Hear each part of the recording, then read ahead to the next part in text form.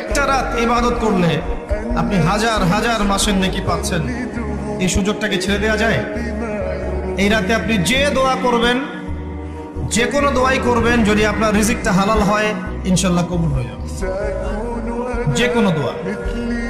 এই রাতে যারা ইবাদত করে দাঁড়িয়ে দাঁড়িয়ে, তাদের চতুর্দিকে ফেরেশতারা সমবেত হন, তাদের দোয়ায় তারা শরীক হন, তাদের জন্য দোয়া করতে থাকেন। ঠিক তখনই দেখবেন মুমিন বান্দার চোখ দিয়ে টপ টপ করে পানি পড়া শুরু হয়েছে। আপনি ফিল করতে পারবেন যে আপনার দোয়া আল্লাহ কবুল করছে। এই রাতের ইবাদতকে হাজার মাস দিয়ে গুণ করলেও কখনো সমান হবে না। একটা রাত ইবাদত করলে আপনি হাজার হাজার মাসের নেকি পাচ্ছেন। এই সুযোগটাকে ছেড়ে দেওয়া যায়? কবে এই রাত স্পেসিফিকলি বলা যাবে না, 27 তারিখেই স্পেসিফিকলি বলা যাবে।